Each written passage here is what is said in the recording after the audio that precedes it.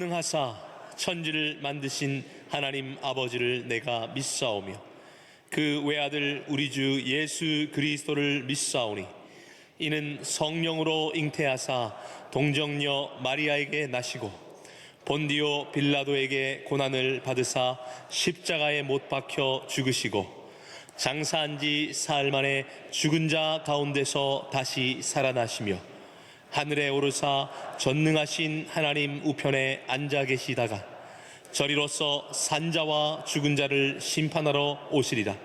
성령을 믿사오며 거룩한 공회와 성도가 서로 교통하는 것과 죄를 사하여 주시는 것과 몸이 다시 사는 것과 영원히 사는 것을 믿사옵나이다.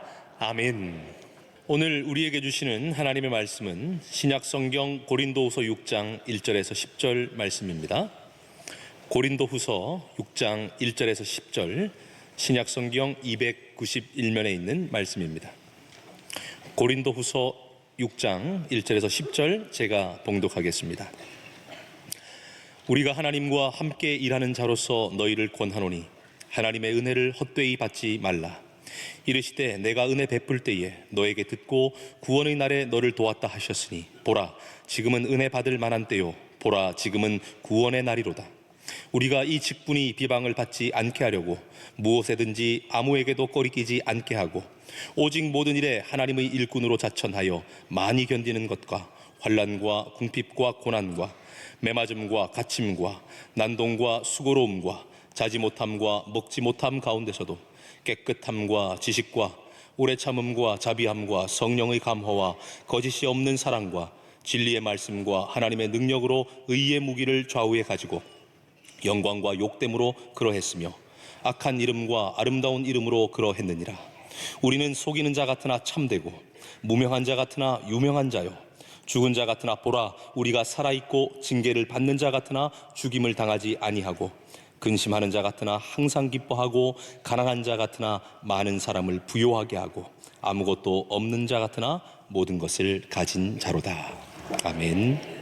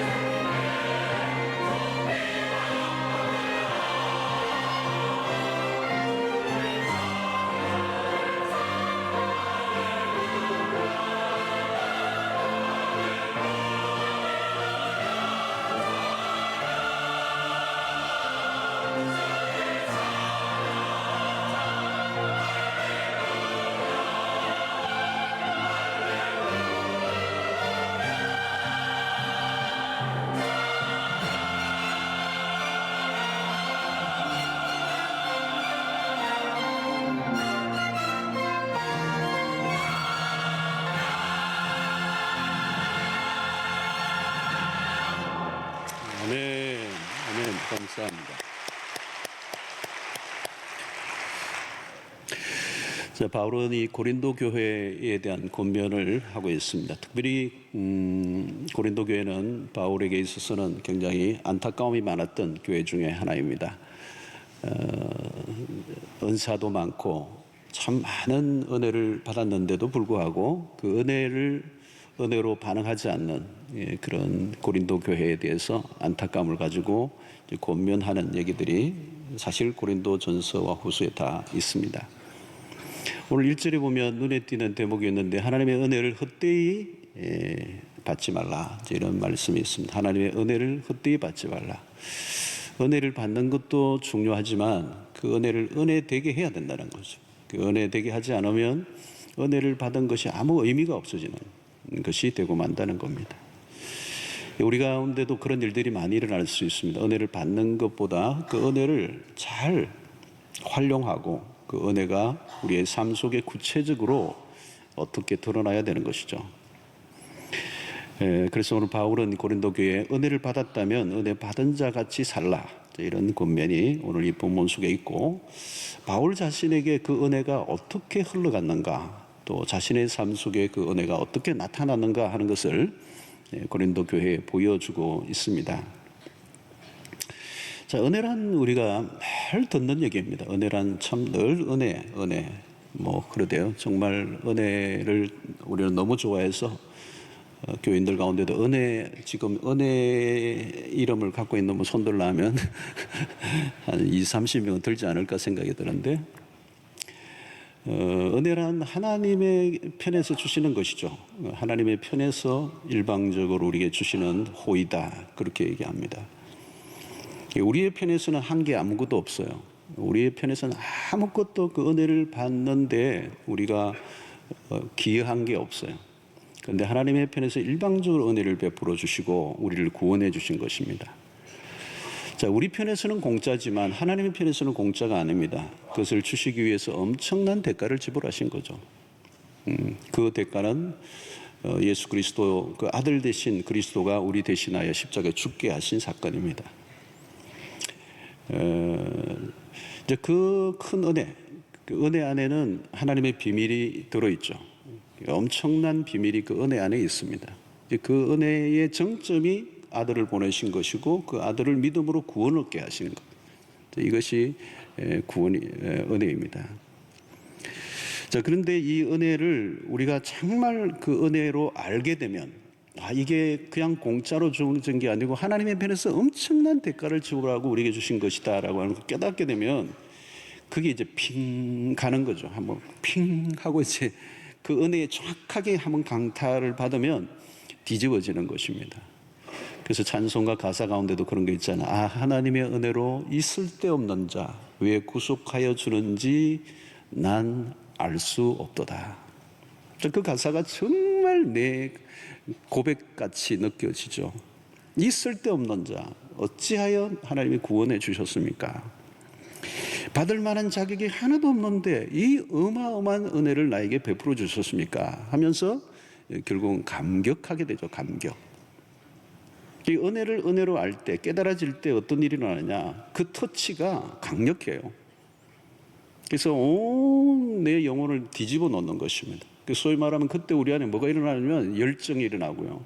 무슨 열정? 하나님에 대한 열정이 일어나는 거예요. 파토스라고 그래요. 파토스. 그게 팍 터져버리는 것입니다. 거룩한 열정. 이전과 전혀 다르게 살 수 없게 만드는 어떤 힘이 나를 이제 사로잡는 거죠. 그래서 그 앞에 반응하는 것입니다. 우리가 부모의 사랑을 아이가 커가면서 부모의 은혜를 깨닫잖아요. 어린 시절에 그 부모가 나를 키우기 위해서 어려운 환경 속에서도 그렇게 돌보고 그렇게 지극정성을 다했던 그 은혜가 어느 날 깨달아지면서 아이가 탁 돌아서잖아요. 그죠? 그 은혜가 얼마나 큰가를 알면서 그 아이가 철이 들고 보답하려고 하고 효도가 나오고 그러잖아요. 예. 하나님의 사랑은 부모의 사랑과 비교가 안 되죠, 사실은. 그 아들을 주시기까지. 어느 부모가 사랑하지만 아들을 바치면서까지 죄인된 나를 위해 그렇게 희생할 그 사랑은 사실 세상에서 만날 수 없는 사랑인 것입니다. 그래서 십자가의 은혜가 우리에게 한번 터치되면 불꽃이 일어나는 것입니다. 하나님을 위해서 살고자 하는 강력한 의지가 일어나는데 그것을 우리는 소명이라고 말합니다. 소명. 그러니까 하나님의 부르심을 받은 모든 사람들은 그 은혜의 터치에 의해서 소명이 일어나는데 자발적 의지, 주를 위해 살고자 하는 마음이 이제 일어나게 되는 거예요. 이런 소명이라고 하는 것은 그래서 우리의 결단이 아니고 위로부터 부어지는 은혜에 대한 자연스러운 반응이다, 이렇게 생각할 수 있습니다. 교회 안에서 일어나는 모든 헌신도 마찬가지입니다. 하나님의 은혜에 대한 반응들입니다. 은혜에 대한 반응. 여러분, 이 큰 교회가 어떻게 돌아가겠습니까? 지금도 많은 사람들이 다양한 수고와 헌신을 하죠. 그리고 오늘 여기까지 오기도 이런 모든 것들이 뭘로 됐겠습니까? 이 건물을 짓는 것도, 희생도, 주일학교에서 20년, 30년 봉사하는 모든 것들도 그 부르심 안에는, 그 돌아가게 하는 것은 그 안에 은혜의 힘이 있는 거죠. 은혜의 힘. 그 은혜로 돌아가는 것입니다. 은혜로 돌아가는 것. 은혜를 받으면 평소에 하지 못하던 것을 하게 합니다. 그 은혜가 우리에게 어떤 능력이 보여지게 되고 평소에 하지 못했던 사랑을 하게 되고 용서를 하게 되고 화해를 하게 되고 축복을 하게 되고 이제 그런 것들이 일어나는 것이라는 거죠. 자, 여러분, 이 은혜가 우리를 새로운 삶을 살게 만들도록 이끄십니다. 자, 근데 문제가 하나 있어요. 처음에 은혜를 받을 때는 너무도 감격하고 거기에 반응하고 살아갑니다. 그런데 시간이 흐르면서 이 은혜가 희미해진다는 거. 은혜를 은혜로 여기지 않는 어떤 단계가 오는 거예요. 무덤덤해지는 단계. 이런 신앙생활을 몇 년만 해도 사람이 시큰둥해지는 일들이 일어나요. 저도 처음에 은혜를 받을 때 생각하면요, 정말 그냥 미친 것 같았어요. 그 은혜가 너무 크니까. 하여튼 예배 드리면 그렇게 좋고, 교회 사는 게 그렇게 좋고, 그냥 교회 사는 거예요. 예. 너무 좋으니까. 아무 일도 없는데 와가지고 벽도 한 만지고 가고 막. 괜히 주변에 왔다 갔다 하면 좋고, 예배가 그렇게 좋고, 찬송은 아무리 불러도 좋고, 설교를 막 그렇게 듣고 싶은 거. 오늘도 러시아 목사님들이 일부 오셨는데 그분 중에 한 명 오늘 사진 찍으면서 얘기하더라고요. 이분 교회 갔는데 11시간을 연속 예배드리, 11시간을 예배드리더라고요. 예, 오늘 막 러시아 목사님들 이번에 GNG 와가지고 은혜를 많이 받으셨는가 봐요. 얼굴이 완전히 바뀌었어요. 한 40명이 미국에서 온 러시안, 유럽에서 러시아 본토에서 오고 했는데 너무 러시아 목사님들 우리 교회 많이 오세요. 근데 오시면 전부 다 이 사진 찍는데 특별히 키가 너무 커요.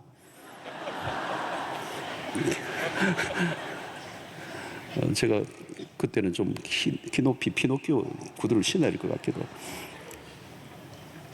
여러분, 처음에 은혜를 받으면 너무 뜨거워요. 감격하고 빨간색만 보면 막 그리스도의 십자가가 보혈이 생각이 나고. 근데 문제는 세월이 흐르면서 그 감격이 식어지는 거예요. 나 같은 죄인 살리신 그 은혜 놀라워.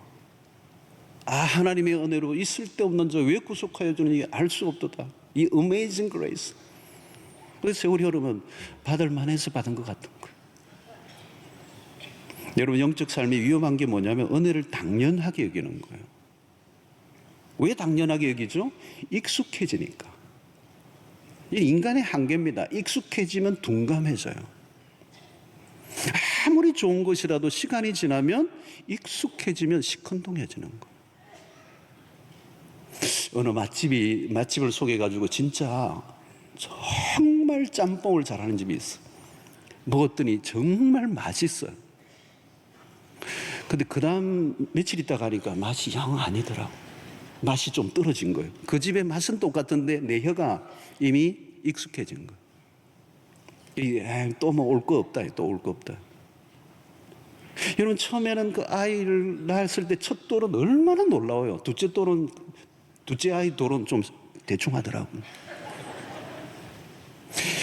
여러분, 축하를 반복하는 게 위험해요. 그러니까 축제를 아무리 해도 그 축제가 계속되기가 어렵다는 거죠. 반복하면 어려워요. 우리가 불꽃 축제도 하지만 여러분, 해운대 이 광안리에 사는데 아마 준비하는 팀들은 굉장히 힘들 거예요. 작년보다 더 안 좋으면요 다 시큰둥해요. 저희 아들은 한 번 갔다 오더니 두 번도 안 가더라고. 여러분, 결혼한 부부가 신혼에 너무 뜨겁지만 그 사랑이 계속되나요? 아무리 인고 부부라도 오래 안 가요. 그 사랑, 그 뜨거움, 그 열정, 그 눈빛, 그 불꽃 튀는 오래 안 가요. 무엇이든지 처음에는 너무나 감격하고 흥분하죠. 제가 목사 안수를 받았을 때 마찬가지로 목사 안수를 받았을 때 그 느낌, 처음 강단에 섰을 때 그 떨림,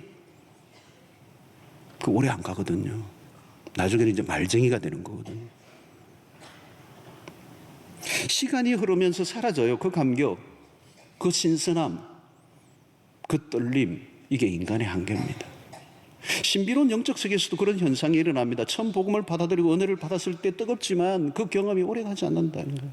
아무리 경이로운 일이라도 시간이 지나면 덤덤해지는 거예요. 이스라엘 백성들에게 여러분 최대 사건은 뭡니까? 홍해를 건넌 사건이에요. 출애굽. 430년 동안 노예 생활을 했던 그들을 이끌어내시고 홍해를 건너게 하시고 출애굽하게 하셨던 이 사건은 이스라엘 역사의 지금도 최대 사건이죠. 하나님의 구원의 드라마. 홍해를 건너고 온 백성들이 춤을 추잖아요. 미리암의 춤이 나오잖아요. 출애굽기 15장에 보면 그들은 기뻐 뛰며 춤을 춥니다. 얼마나 놀라웠겠어요. 그런데 여러분 그 흥분이 오래가지 않아요. 사흘길을 가다가 물을 못 만나니까 그들은 하나님께 원망해요. 여러분 자신도 모르게 서서히 당연하게 받아들이는 이걸 뭐라고 그러죠? 매너리즘에 빠진다는 거예요. 매너리즘의 문제. 제가 우리 교육자들에게 날마다 합니다. 1년차 그 마음만 유지해라. 처음 왔을 때 떨림으로 수용록에서 사역하고자 하는 그 결단, 그 마음만 유지하고 계속하면 끝내준다. 여러분 은혜를 은혜로 받아들이는 떨림과 감격이 식어지면 어떻게 될까요? 모든 게 시큰둥해져요. 은혜에 대한 감격이 넘쳤을 때는 무엇을 해도 피곤치 않았고 좋았습니다. 그런데 그런 감격이 사라지면 뭐예요? 의무만 남는 겁니다. 형식적으로 모든 걸 하는 거죠. 그러면 무기력한 신앙이 되고 신앙은 껍데기만 남게 된다. 여러분 은혜를 은혜 헛되이 받지 않게 하려고 하면 어떻게 됩니까? 은혜의 재생 기능이 일어나야 돼요. 이스라엘 공동체는 믿음에서 완전히 떠나지는 않았습니다. 그러나 그들은 하나님의 은혜를 잊었어요. 그러니까 그들 모든 의식들은 그냥 금만 도는. 그래서 그들에게는 리마인드가 필요해요. 하나님이 그래서 무엇을 처방하셨습니까? 절기를 지키라는 거예요.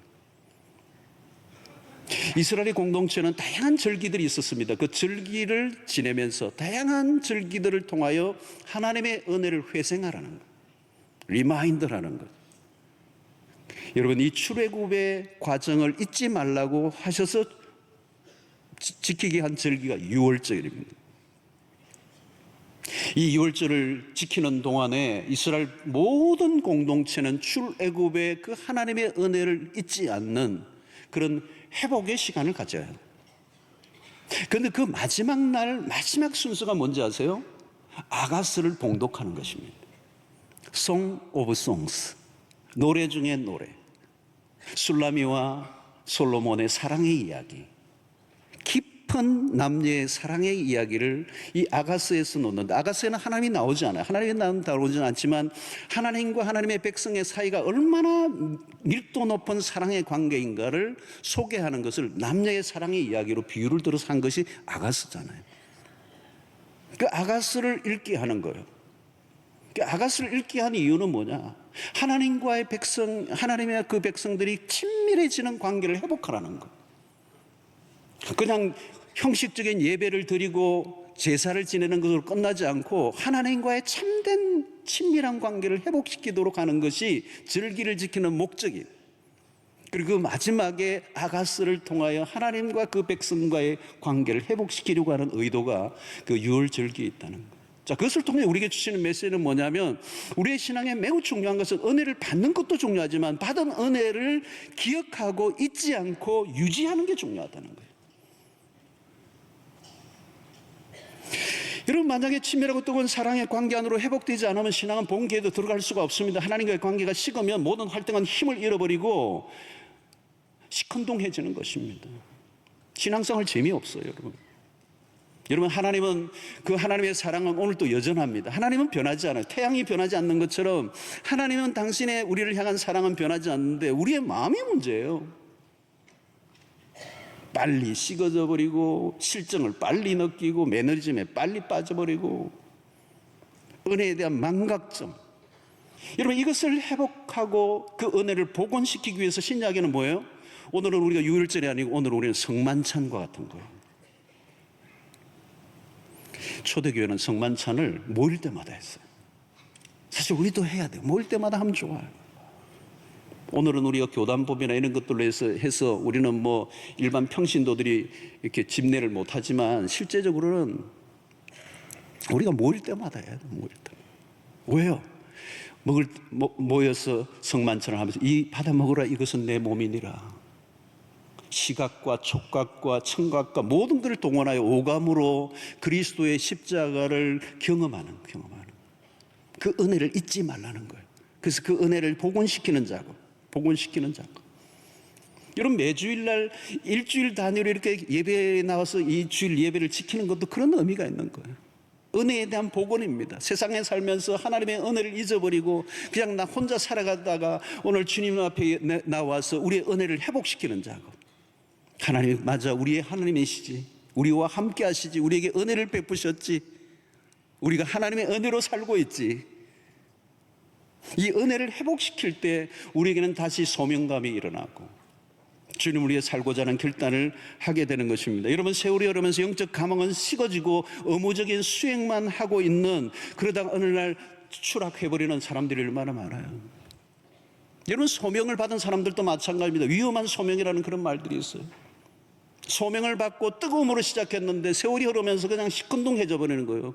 형식적인 그냥 의무적으로 자기의 일을 감당하다 보면 어느 날 추락하는 실패의 나락에 빠져버리는 것입니다. 그럼 우리는 주기적으로 구원의 기쁨을 회복시켜야 합니다. 성만찬에 참여하고, 여러분 주일날 올 때도 그냥 오는 게 아니에요. 여러분 주일 이 한 번의 예배가 정말 하나님의 은혜에 깊숙하게 빠져들고 그 은혜를 묵상하고 그 희미해져가고 사라져가 버리고 형식화되어져 버리고 내 안에 기쁨 없이 그냥 의무적으로 하나님을 대하고 있는 것은 아닌지 자신을 살피고, 토요일 날에도 여러분 이 주일을 사모하고 마음을 준비하고 그래야 간절한 열망을 가지고 주님 앞에 나와 예배 첫 시간부터 마지막까지 뜨거운 은혜의 세계 안으로 들어가 일주일 단위로 끊임없이 우리가 하나님과의 관계가 정말 살아있고 친밀한 관계로 회복시키기 위해서 노력을 해야 된다는 거예요. 그 은혜를 회상하고 감사함을 잃어버리지 않을 때 우리의 삶에 힘이 있고 승리가 있고 모든 것을 이기게 만드는 능력이 그 안에서 흘러나오는 것입니다. 여러분, 은혜가 은혜 되려고 하면 가장 중요한 것이 뭐냐면 우리의 삶 속에서 그 은혜가 증명되어져야 된다는 거예요. 특별히 오늘 바울이 우리에게 얘기하고 싶은 게 그거예요. 은혜를 받긴 받았는데 이전과 달라진 게 없다면 그건 은혜가 헛된 거라는 거예요. 어떤 사람, 목사님 오늘 말씀을 통해서 너무 큰 은혜를 받았어요. 어떻게 받으셨는데요? 하여튼 좋았습니다. 깨달음이 많았습니다. 여러분, 말씀이 좋았어요. 말씀이 내 마음에 와닿았어요. 말씀에 깨달음이 있었어요. 좋습니다. 그러나 그 일부예요, 여러분. 말씀이 정말 은혜되었다면 그것은 자신의 들뜬 감정, 어떤 감정적인 그런 필링이 좋았다는 것, 자기 만족으로 끝나는 게 아니라 그 은혜가 자신의 삶으로 연결되어져야 된다는 거예요. 연결되지 않은 은혜는 아무것도 아니에요, 여러분. 가슴이 뜨거워진 거나 아니면 깨달음이 좀 있었다든가 내가 참 많이 뉘우쳤습니다 라고 끝나는 게 아니라 그 은혜가 삶의 현장으로 나타나야 된다는 거예요. 여러분, 오늘 본문에서 은혜가 은혜로 드러난 것이 어떤 것인가를 바울은 우리에게 소개하고 있습니다. 4절 5절을 보면 바울이 당한 어려움들을 쫙 열거하고 있습니다. 인간적으로 보면 굉장히 견디기 어려운 상황들을 그가 겪었어요. 그런 경우라면 당연히 어떻게 반응해야 되느냐면 절망과 탄식을 할 수밖에 없는 상황인데 예상과 다른 반응을 그가 하고 있습니다. 6절과 7절을 보면 깨끗함과 지식과 오래 참음과 자비함과 성령의 감화와 거짓이 없는 사랑과 진리의 말씀과 하나님의 능력으로 의의 무기를 좌우에 가지고 이것은 4절과 5절을 보시면 6절과 7절이 굉장히 대비가 돼요. 4절과 5절의 상황과 전혀 다른 반응을 지금 하고 있는 것입니다. 그러므로 은혜란 무엇인가 하면 고난을 견뎌내게 하는 힘이라는 거예요. 바울이 경험했던 고난은 다양합니다. 가장 기본적인 것들이 해결되지 않았습니다. 환난과 궁핍, 매맞음과 갇힘과 수고로움과 자지 못함과 먹지 못함. 그러나 그런 숱한 어려움을 겪으면서 넘어지거나 시험에 들어야 하는데 이겨냈다는 거예요. 믿음의 길을 걸을 때 어려움이 닥칩니다. 위기가 옵니다. 그런데 그것을 이겨냈다는 거예요. 유명한 전도자인 빌리 그라임의 목사님의 그 아내인 루스 그라임에게 어떤 분이 어느 날 질문을 했다고 그래요. 빌리 그레함 목사님과 함께 살면서 혹시 이혼할 생각을 해본 적이 있으세요? 혹시 그 빌리 그레함 목사님과 함께 살아가는 늘 동안 이혼할 생각을 해본 적이 혹시 있으시냐고 질문을 누가 던졌어요. 그러니까 이 루스 그라임이 대답하기를 이혼이요? 전혀요. 그런데 죽이고 싶을 때는 몇 번 있었어요.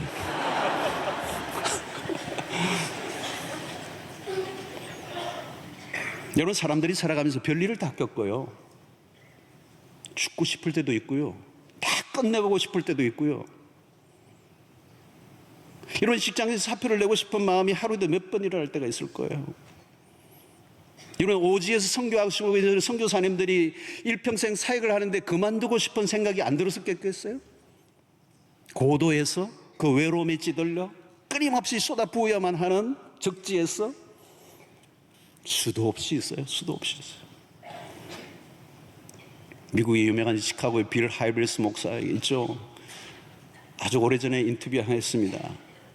그 인터뷰에는 인상적인 게 하나 있어요. 그게 뭐냐면 그 당시에 이 윌로 크릭이라고 하는 시카고에 있는 윌로 크릭이 엄청난 부흥을 일으켜서 세계적인 이목을 집중시킬 때였는데 정작 자신은 주머니에 사표를 들고 있는 거예요. 너무너무 힘든 거예요.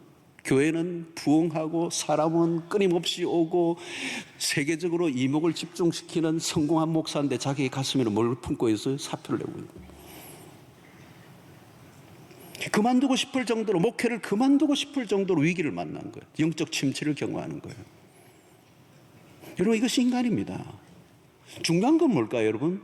우리의 인생에는 누구나 고비를 맞게 된다는 거. 그리고 끊임없이 우리 인생에는 고비가 찾아와요. 인생의 고비를 경험해 보지 않는 사람이 어디 있겠어요? 근데 문제는 그 고비를 못 넘기면 인생은 추락하는 거예요. 결국은 그 고비를 넘기느냐 넘기지 않느냐의 문제예요. 바울의 생애 속에 이런 것들이 수없이 있었습니다. 그런데 그 모든 고비를 이기게 하신 분이 하나님이시고 그게 은혜라는 거예요. 여러분, 우리가 살다 보면 죄를 지을 뻔한 순간이 얼마나 많습니까? 신문에 나오는 감옥에 가고 죄를 짓고 언론에 나오는 사람들을 보면서 뭘 느낍니까? 그 사람 특별한 사람들이 아니에요, 여러분. 우리도 주인공 될 뻔한 사람들이었어요. 그런데 하나님께서 그 죄를 지을 순간을 지나가게 하시는 거예요. 위기를 통과하게 하시는 거예요. 시련을 골짜기를 지나가게 하시는 하나님. 돌발적인 사고들이 일어나고 숨가쁘게 몰아치는 우여곡절들이 있지만 끔찍한 순간을 맞을 때 모든 걸 끝내고 싶지만 최악의 순간마저도 지나가게 하시는, 고비를 넘기게 하시는 그 은혜를 지금 바울이 얘기하고 있는 것입니다. 사랑하는 성도 여러분, 오늘 우리의 삶에 찾아오는 수없는 어려움과 위기 속에서도 넉넉히 이기게 하시는 은혜, 그 은혜가 여러분들에게 있게 되기를 축원합니다. 여러분, 또 하나 중요한 것은 이 은혜가 자신의 변절을 막았다는 거예요. 여러분, 우리 인생에 참 중요한 것은, 안타까운 것은 변질입니다. 변질. 참 무서운 단어예요, 변질이라는 거. 변질이 되려고 해서 변질된 사람은 없어요. 자신도 모르게 변질된 겁니다. 누구나 처음에는 다 순수하게 시작했어. 어느 영역이나 모든 사람 처음은 다 순수하게 시작했어. 그렇게 타락하고 그렇게 부패하고 그렇게 죄를 짓고 그렇게 실수하고 그렇게 남용하고 그렇게 해서 실패할 것으로 작정하고 살아간 사람이 어디 있겠어요, 여러분? 문제는 뭐예요? 처음의 모습을 유지하지 못하는 거예요. 유지하지 못하도록 흔들어대는 유혹과 공격 앞에 무릎을 꿇는 거예요. 여러분, 1세기 그리스도인들이 얼마나 그런 게 많았겠어요. 1세기 그리스도인들 예수를 믿는 순간 수없는 핍박과 유혹과 그것이 가족에서부터 찾아올 때 에이 그냥 쉽게 살지 뭐 꼭 이렇게 살아야 되나. 바울의 사역을 흔들어대는 사람들이 굉장히 많았습니다. 바울은 그의 사역의 모든 여정 속에 안팎으로 공격이 많았어요. 오늘 6, 7절을 바울은 자신을 지킨 이야기를 하고 있는 겁니다. 방해하는 수없는 요소에도 불구하고 자신이 변질되지 않고 내부적 외부적 공격 앞에서도 자신을 유지할 수 있었다. 타협하지 않았다. 그 변질을 막게 했던 힘이 뭐냐? 은혜였다는 거예요. 그 은혜는 본래의 모습을 유지하도록 만들어줬다는 거예요. 자, 이 9절과 10절을 여러분 보십시오. 무명한 자 같으나 유명한 자요, 죽은 자 같으나 보라 우리가 살아있고, 징계를 받는 자 같으나 죽임을 당하지 아니하고, 근심하는 자 같으나 항상 기뻐하고, 가난한 자 같으나 많은 사람을 부유하게 하고, 아무것도 없는 자 같으나 모든 것을 가진 자라. 기가 막힌 말씀이죠. 여러분, 여기 보면 무명 유명, 살아있음과 죽음, 근심과 기쁨, 가난한 자와 부한 자, 아무것도 없는 자와 모든 것을 가진 자, 이 전부 다 이 어울리지 않는 단어의 조합이에요. 근데 오늘 여기 역설이 있는 거죠. 역설. 한쪽으로만 보면 완전히 기울어질 수밖에 없는 삶입니다. 무명한 자로, 근심한 자로, 가난한 자로, 아무것도 없는 자로, 그 끝난 거잖아요. 근데 여러분, 추를 단 무게를 단다면 한쪽으로 기울어질 수밖에 없는 그 삶의 무게들이 있지만 그것에 기울어지지 않게 하는 또 다른 강력한 힘이, 더 큰 힘이 있었다는 거예요. 그게 뭐예요? 은혜의 힘이라는 거예요. 기울어지지 않게 하는 힘, 그 상황보다 더 큰 무게가 나를 받쳐주고 있다는 거예요. 끌려가야 되는데 끌려가지 않게 만들어주는 힘, 그게 은혜야. 오늘 여기 보십시오. 무명한 자 같으나 유명하다는 거. 사실 바울은 당시에 사람들로도 무시를 많이 받았습니다. 뭐 어떤 때는 외모를 가지고도 무시를 당할 수 있고, 사도직에 대한 의심과 비난을 통하여 흠집을 내려고 하는 사람들이 굉장히 많아요. 너가 어떻게 사도냐는 거예요. 그러나 바울은 그의 사도직의 인정은 하나님으로부터 받은 것이기 때문에 사람들이 자신에 대해서 어떻게 대우하고 평가하든 흔들리지 않았어. 하나님 앞에서 받은 정체성. 그것은 내가 세상의 사람들의 무명한 자 같을지 모르지만 하나님 안에서 내가 유명한 자다. 사실 여러분, 하나님이 나에 대해서 어떻게 대우하시고 평가하시느냐가 중요합니다. 세상에서 말하는 유명함은 아무것도 아니에요. 사실 아무리 유명한들, 여러분, 세상의 유명은 그냥 손바닥 한번 뒤집으면 끝나는 거예요. 금방이에요. 오락가락 하잖아요. 그것 때문에 발버둥을 칠 이유가 없어요. 사람들의 지지와 인정에 너무 목을 매지 말고 하나님이 정해주신 직분에 만족하고 살아가는 것입니다. 징계 받는 자 같으나 죽임을 당하지 아니하고, 바울은 여러분, 자기를 죽이려고 달려드는 위협에, 생명의 위협을 많이 겪었습니다. 사형 선고를 받은 적도 있어요. 얼마나 많은 죽음의 위기를 넘나들었는지 몰라요. 어떤 때는 그냥 성벽에서 죽었다고 생각하고 던져버리기도 했잖아요. 여러분, 내침을 당하고 죽음의 고기를 수도 없이 보았는데 죽을 것 같았으면 바울은 수없이 죽었어요. 그러나 하나님이 그를 살려주십니다. 죽을 고비를 넘기게 하시고 살려주신 이유가 있죠, 여러분. 그리스도의 복음을 위해서, 사명 때문에. 여러분, 사도행전 후반전에 유라굴라 동풍을 만난 로마로 가는 호송하는 배를 탔던 그 죄수인 바울이 탄 그 배, 전복의 위기에 있지만 하나님이 살려주시잖아요. 왜요? 로마로 가야 되니까. 그의 사명을 감당해야 되니까. 여러분, 그 말은 정말 맞는 말이에요. 사명이 있는 한 하나님 우리의 생명을 지켜주시는 거예요. 왜 죽어요? 사명이 끝났기 때문에. 오늘 근심하는 자 같다는 항상 기뻐한다고 말했습니다. 바울은 옥죄고 있는 삶의 정황은 근심할 만했습니다. 고린도 교회의 미성숙함이 근심거리였습니다. 그러나 바울은 낙심하지 않아요. 바울은 패배주의에 빠지지 않습니다. 바울은 궁극적 승리를 믿었습니다. 사랑하는 성도 여러분, 우리가 복음을 믿고 그리스도의 십자가 부활을 믿는 신앙은 아무리 절망적인 상황에서도 우리는 소망을 가집니다. 십자가가 아니고 부활이 있기 때문에. 부활이 뭘까요? 궁극적 승리를 주신다는. 우리는 거꾸로 매달아도 승리할 수밖에 없는 사람들이에요. 영원한 소망에 초점을 맞추고 있기 때문에 낙심하지 않는다는 거예요. 바울은 가난함을 통하여 오히려 더 하나님의 부유함을 경험했습니다. 물질이 조금 부족하다 해도 그것이 자신의 삶을 위축시킨 적이 없어요. 가난함으로 인하여 누렸던 하나님의 부요가 있었습니다. 그의 가난함으로 인하여 힘든 부분도 없지 않아 있었겠지만 그는 오히려 다른 사람을 그리스도에게 인도하는 부요한 삶을 살았다는 거예요. 다른 사람을 부요케 하는 일에 자신의 인생이 쓰여졌다는 거예요. 그리고 사람들이 보기에는 아무것도 없는 자처럼 보였지만 바울은 모든 것을 가진 자로다 그랬어요. 멋있는 거잖아요, 여러분. 아무것도 없는 자 같아 보이지만 난 모든 걸 가진 자다. 왜 그렇게 고백할 수 있습니까? 바울은 그리스도 안에 있었기 때문에. 그리스도를 얻었기 때문에. 그리스도만이 줄 수 있는 것을 누리기 때문에. 그는 모든 것을 가진 자로다. 여러분, 여기서 진정한 자유자의 모습을 봅니다. 어떤 상황이 바뀌어져도 그들의 모습을 봅니다. 그냥 있는 모습 그대로 일관된 모습으로 살아가는 것. 여러분, 이것이 은혜의 힘이에요. 세상에서 볼 수 없는 일입니다. 세상은 행불행이 하루에도 끝도 없이 오가죠. 상황에 따라 일희일비를 합니다. 그러나 이런 은혜가 주어지면 다릅니다. 일어난 상황보다 은혜가 더 크면 흔들리지 않을 수가 있는 것이죠. 은혜가 떨어질 때 어떤 일이 찾아옵니까? 상황에 대처할 능력이 없습니다. 그냥 속수무책이에요. 그러나 은혜가 있으면 모든 것을 이겨냅니다. 마치 여러분 옛날에 이런 갑옷, 좋은 갑옷을 입으면 칼이나 이런 창을 찔러도 쉽게 뚫고 들어오지 못하도록 만드는 것처럼 은혜의 갑옷을 입으면 그 은혜의 갑옷을 뚫고 들어올 상황이 없다는 것입니다.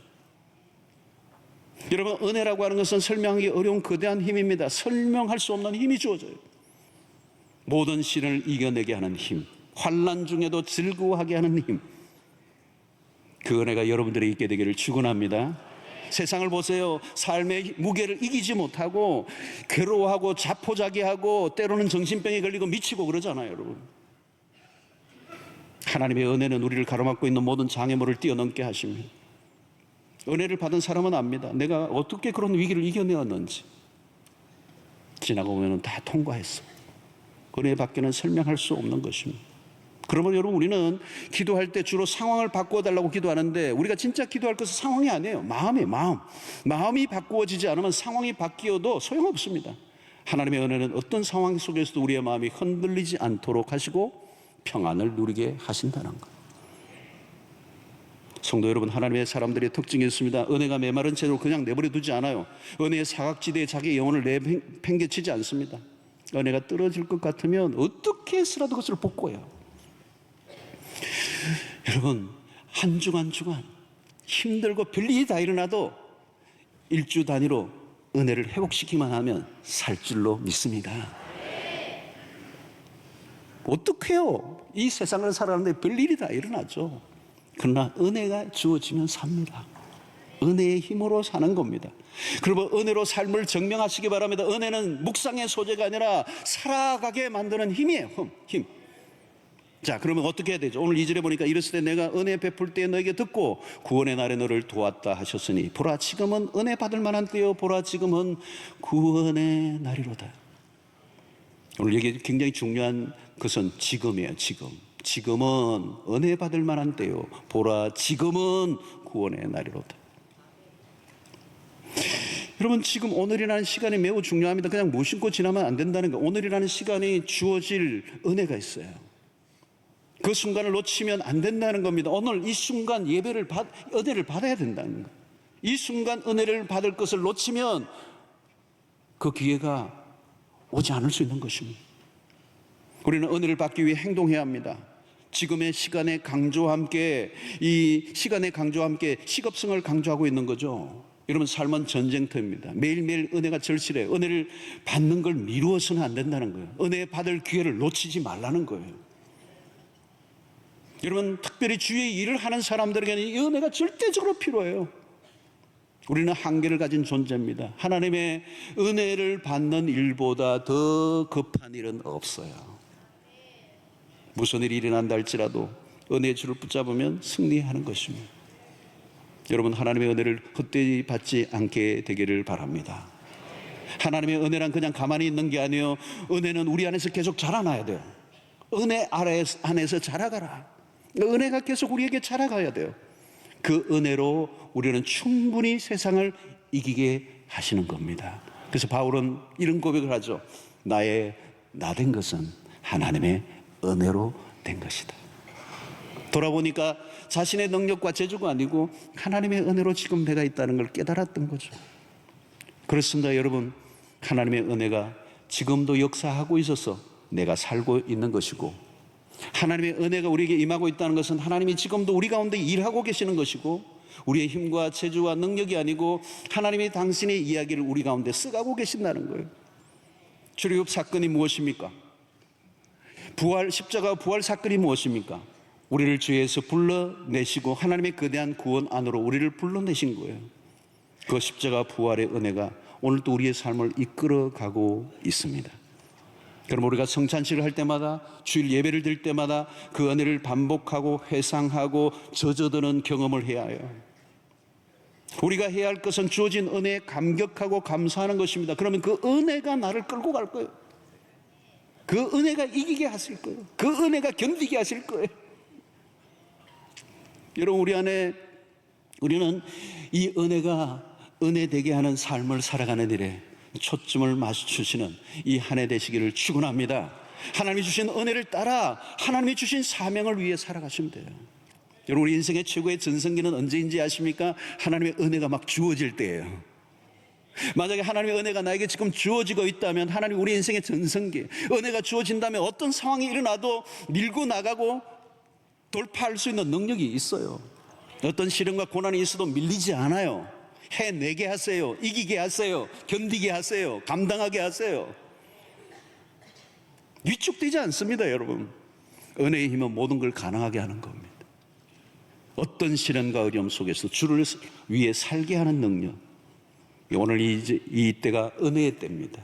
이 은혜의 때에 은혜를 받아 누리시고 그 은혜가 은혜되게 하는 일에 쓰임받게 되기를 축원합니다. 여러분, 우리에게 더 나은 조건이 주어지기를 기대하지 마십시오. 상황이 좋아지기를 기다리지 마세요. 더 풍성한 은혜가 주어지면 되는 거예요. 이 상황이 좀 바뀌면 좋겠다. 그 상황이 바뀔 수도 있고 안 바뀔 수도 있어요, 여러분.